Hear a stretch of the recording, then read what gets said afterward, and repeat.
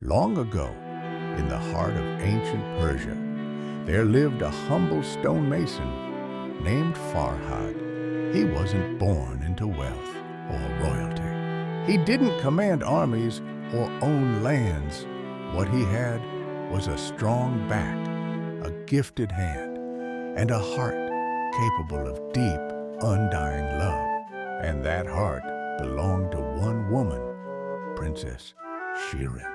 Shirin was no ordinary royal.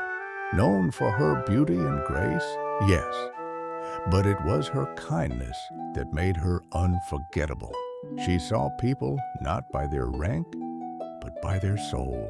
And in Farhad, she saw something rare: honesty, passion, and a love untouched by pride or power.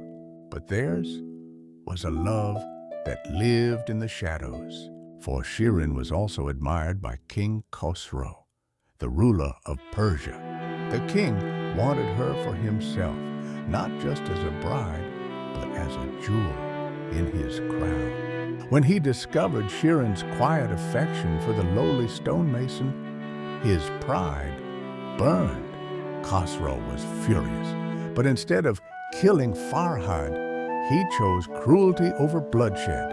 He called Farhad to his palace and said with a cold smile, "You love Shirin? Then prove it. If you truly deserve her, carve a path through the massive Mount Bisotun with your axe. Clear the rocks, open the mountain, and if you succeed, she will be yours." The courtiers laughed.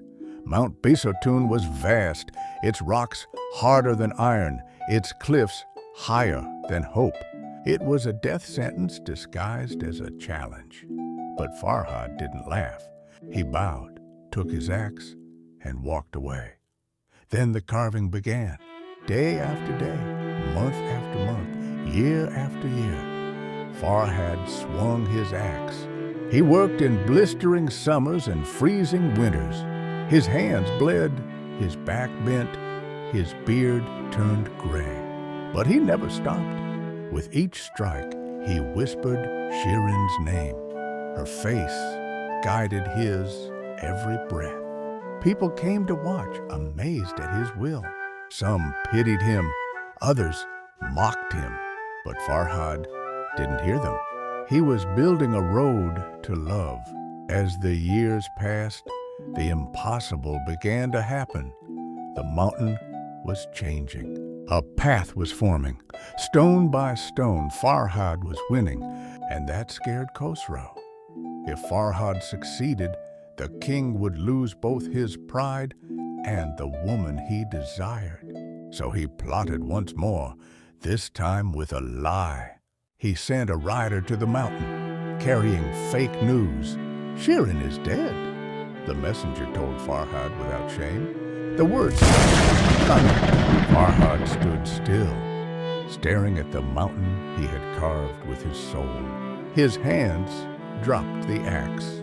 His breath caught in his chest, and then, without a word, he stepped off the edge of the cliff. He died with her name on his lips, falling onto the very rocks he had broken for her. When Shirin heard of what had happened, she rushed to Mount Bisotun. She ran through the carved path, the road of love. And when she found his body, she collapsed beside it. Some say her tears turned to stone. Others say she ended her life that very day, her spirit forever bound to the mountain. But what everyone agrees on is this: Farhad carved through a mountain, but not even love that strong could survive the weight of a king's lie. Today, the mountain still stands. So does the road and the wind. Some say it still carries Farhad's final whisper, Shirin.